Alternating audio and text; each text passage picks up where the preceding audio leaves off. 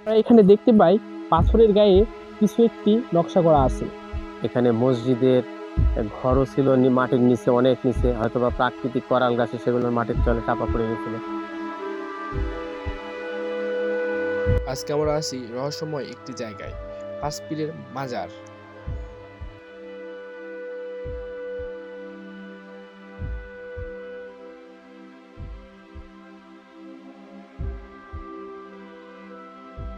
আজকে আমরা আসি রাজশাহী জেলার বাগমারা থানার হাসনিপুর গ্রামে। এখানে 5টি পীর শরীফের কবর আছে। তার মধ্যে এই জায়গাতে 3টি পীর শরীফের কবর আছে। জানা যায় এখানে প্রায় গোটা বিশ্বের 2.5 দিনের সম্পদ আছে।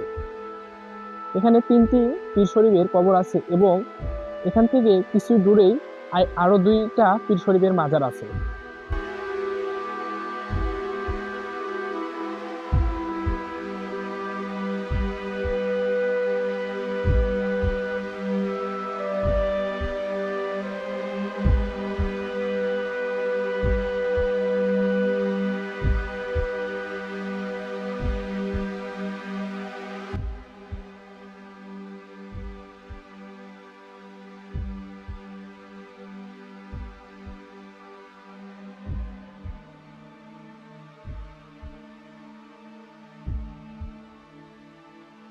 এটা হচ্ছে একটা ঐতিহাসিক জায়গা, এটি মোগল আমলও হতে পারে, তারও আগেও হতে পারে। এই জায়গার অনেক কীর্তিমান জায়গা। এখানে আমাদের যে প্রাচীন কালের ইটগুলো পাওয়া যায়। এখানে মসজিদের ঘরও ছিল মাটির নিচে, অনেক নিচে, হয়তোবা প্রাকৃতিক করাল গাছে সেগুলো মাটির তলে চাপা পড়ে গেছিল। বিভিন্ন পাথরে মানুষের নামাজ পড়ানোর আছে, সে থেকে বোঝা যায় যেটা একটা মুসলিম অধ্যুষিত এলাকা। আর এখানে 5 পীর সাহেবের মাজার শরীফ এটা, কিন্তু 3টা আছে এখানে হাসনিপুর, আর ওটাও হাসনিপুরের মোজা, যেটা আসিনঘাট নামক জায়গাতে আছে, ওখানে আছে 2টা পীর। এই 3টা পীরে এখানে আর ওখানে 2, এই মোট 5 পীর সাহেবের মাজার। এবং এগুলো আমাদেরই জায়গা জমি ছিল, আমার দাদা আমার আমলে থেকে শুরু করে আমার পিতারা এই জিনিসগুলো দেখভালের দায়িত্ব পালন করতো। আর নেক্সট টাইমে এসে, পরবর্তীতে এসে এগুলো আমরা দেখভালের দায়িত্ব করছি। সাবেক এমপি জনাব আবু হানা সাহেব এগুলো ভাঙ্গে চূড়া নষ্ট হয়ে গেছিল, তিনি 2 টন গম দিয়ে এই মাজারগুলোকে সংস্কার করেছে।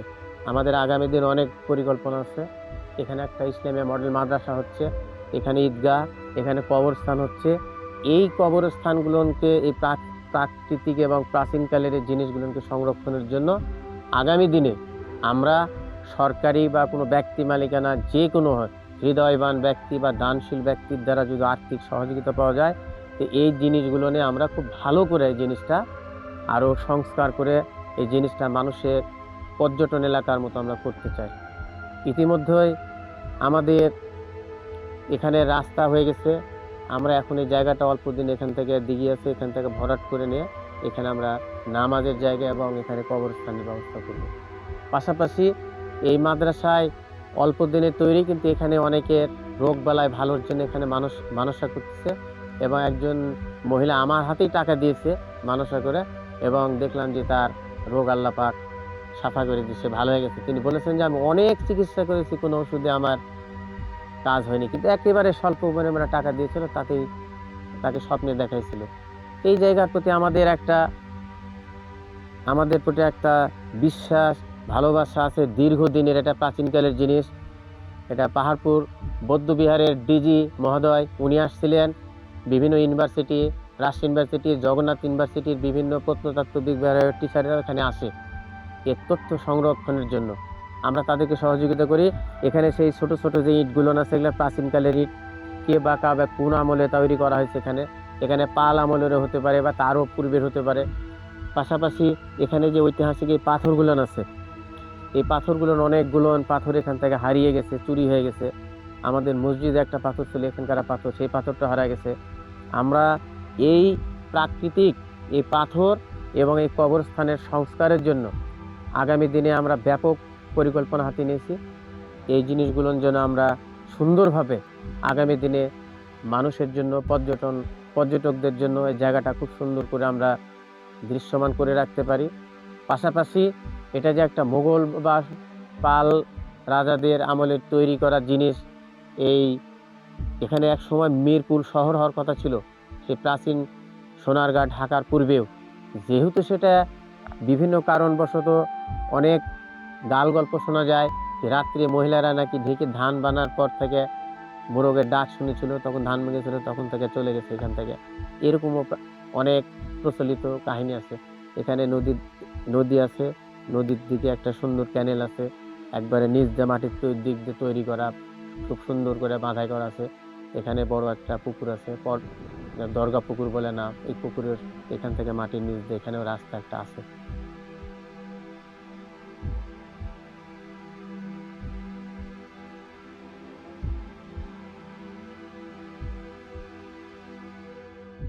আর সে সাথে আমাদের এখানে একটা প্রাচীন আমলের মোগল আমলের একটা মসজিদই ছিল, যে মসজিদটা আমরা ভাঙ্গে অল্প লোকজনে নামাজ পড়ার অসুবিধার কারণে ছোট্ট একটা মসজিদ ছিল, যেখানে ইমাম সহ 7 জন লোক ধরতো। এই মসজিদটা ভাঙ্গে এখন আমরা নিজেরা তৈরি করেছি আর একটা বড় মসজিদ। এরকম মসজিদ এখানে পার্শ্ববর্তী আসিনঘাটে আছে, এখানে পালসার গ্রামে আছে। এর একটি ঐতিহাসিক নিদর্শন। তো এই কবরস্থানের কাছে অনেক লোকেরা বিভিন্নভাবে এখানে পূজা পার্বণ করার চেষ্টা করে, সেজদা করার চেষ্টা করে, কিন্তু এগুলো আমরা নিষিদ্ধ করে রেখেছি। এখানে যেন কেউ এই সকল কোনো ফকিরি বা আখড়া জাতীয় কোনো জিনিস করতে না পারে। এখানে কবর পূজা যেহেতু হারাম, নিষিদ্ধ, আমরা এর কাছে কিছু, কবরবাসীর কাছে কিছু চাওয়া যাবে না, শুধু এদের জন্য দোয়া করা যাবে। এই জন্য আমরা এখানকার মাদ্রাসা কমিটি, মসজিদ কমিটিরা, এলাকার মানুষেরা শিক্ষিত মানুষ, এরা ধর্মভীরু মানুষ, কিন্তু ধর্ম অন্ধ নাই। এজন্য এরা এই এলাকার ভালোভাবে তদারকি করছেন এবং ভবিষ্যতে এই এলাকার এই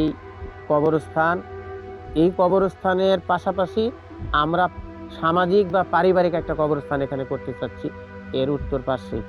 যেহেতু এখানে আলেম ওলামা বা পীর সাহেব আগের সেই লোকগুলো এখানে শ্রেষ্ঠ ওলামাগণ শুয়ে আছে, এদের পীরের কবরের পাশে আমরা একটা কবরস্থান করতে চাচ্ছি। এখানে শোনা যায় আপনার বিশ্বে বলে 2.5 দিনের সম্পদ আছে। হ্যাঁ, এখানে শোনা যায় যে এখানে যা সম্পদ আছে গোটা পৃথিবীতে তা 2.5 দিন খরচ করে চলবে। কিন্তু যেহেতু এখানে পাওয়া যায়নি, কিন্তু আশেপাশের জায়গায় মাটি খনন করলে বিভিন্ন সময় অনেক লোক টাকার হাঁড়ি টাড়ি পাইছে, স্বর্ণের হাঁড়ি এগুলো পাইছে, কিন্তু এগুলো তো আসলে গুপ্তধন, এগুলো তো কেউ কাউকে বলে না। কিন্তু অনেক মানুষ দেখা গেছে যারা অনেকে রাতারাতি অনেক বড় লোক হয়ে গেছে। আবার এখানে রাস্তায় মাটি কাটা ছিল, এই লোকজনেরা অনেক 600 লোকজন ছিল, ওরা রাস্তার মাটি কাটা বাদ দিয়ে সেখান থেকে রাতারাতি পালায় চলে গেছে। ধারণা করা হলো যে এখানে কোনো প্রাকৃতিক বা গোপনীয় কোনো সম্পদ ছিল, গুপ্তধন, যেগুলো নিয়েই তারা চলে গেছে। হ্যাঁ, পাশে আমরা একটু লক্ষ্য করলেই দেখতে পাই পীরের মাজারের কিছু অংশ।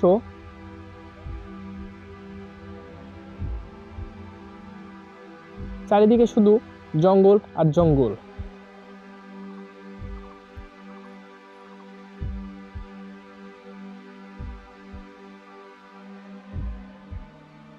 জায়গাটিতে প্রথমে এসে কিছুই না মনে হলেও এখন মনে হচ্ছে একটু ভয় ভয়, শরীরটা একটু থমথম করে আসছে।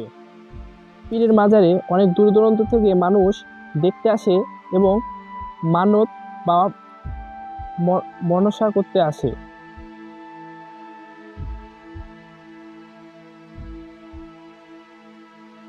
এই পীর সাহেবের যে 2 জন পীর আছে, যেটা আসিনঘাট নামক এখন জায়গা আছে, এই পীরদের উসিলায়, এদের উপলক্ষে, এদেরকে পুঁজি করেই সেখানে স্কুল গড়ে উঠেছে। সেখানে বালিকা বিদ্যালয়, হাফিজিয়া মাদ্রাসা, এতিমখানা, প্রাথমিক বিদ্যালয়, টেকনিক্যাল কলেজ, ব্রিলিয়ান্ট সহ অনেক শিক্ষা প্রতিষ্ঠান সেখানে গড়েছে। সেই জায়গাটা আজকে একেবারে দেখতে শহরের মতোই। না জানি এখানেও এদের দর্শনে, এরা যেহেতু কোনো ধর্মগুরু, নিশ্চয়ই এরা ইসলাম ধর্মের প্রযোজক ছিলেন, এরা ইসলাম ধর্মের প্রচারণার জন্য এখানে এসেছিলেন। আমার ধারণা, বিশ্বাস, এলাকার গণ্যমান্য, সম্ভ্রান্ত, অর্থশালী কোনো বিত্তবান মানুষেরা যদি সহযোগিতা করে, এই জায়গাটাকেও আমরা আগামী দিনে পর্যটক এলাকা হিসেবে সরকারি অনুদান পাইলেও এই জায়গাটাকে আমরা স্বাচ্ছন্দ্যে সুন্দর করে রাখতে পারি। দূর দূরান্তের মানুষ, এখানে অনেক মানুষ আছে, এখানে সিলেট থেকে মানুষ আসে, বিভিন্ন উপজেলার।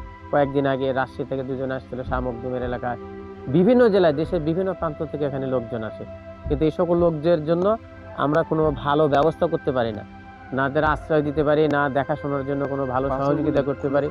এগুলো আর্থিক কোনো সহযোগিতা পাওয়া যায় এই জায়গাগুলো সংস্কার করার পরে, তাহলে আমরা তাদের জন্য এখানে থাকা খাওয়ার ব্যবস্থা করে দিতে পারবো। ওই মসজিদের মধ্যে একটি পাথর ছিল, ওই পাথরটি এখন চুরি হয়ে গেছে।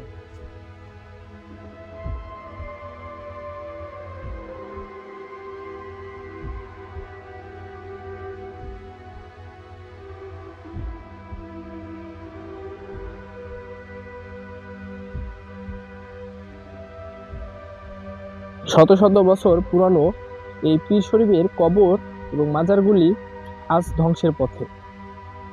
স্থানীয়দের কাছ থেকে জানা গেল, উপর মহল থেকে যদি কেউ সহযোগিতা করত এই মাজারগুলো নতুনভাবে স্থাপন করার জন্য, তাহলে অনেক আন্তরিকভাবে খুশি হতো তারা। এটি প্রায় এখন থেকে অনেকশো বছর আগের পুরনো, ব্রিটিশ আমলেরও আগের হতে পারে। কেউ বলতে পারে না যে এটি কবেকার, কিন্তু দেখা যাচ্ছে সবাই এটা দেখে আসছে। কবরস্থানে এবং পীর শরীফের এখানে মাজারে প্রায় প্রতিদিন বিভিন্ন জায়গা থেকে পরিদর্শকরা দেখতে আসে। অনেক জঙ্গল হয়ে গেছে এখানে, এলাকাবাসী যত্ন নিলেও এখানে নাই কোনো উপর মহলের ব্যবস্থা।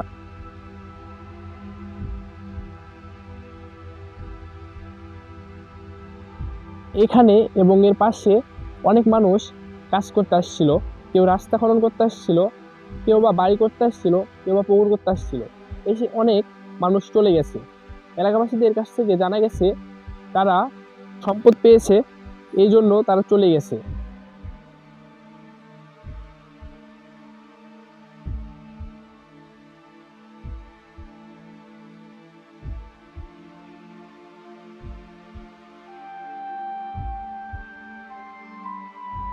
গুলো প্রায় কয়েকশো বছর এবং কয়েক হাজার বছর পুরনো। আমরা এখানে দেখতে পাই পাথরের গায়ে কিছু একটি নকশা করা আছে। এখানে যারা মানত করতে আসে তাদের প্রায় মানুষেরই আশা পূরণ হয় বলে স্থানীয়দের কাছ থেকে জানা গেছে।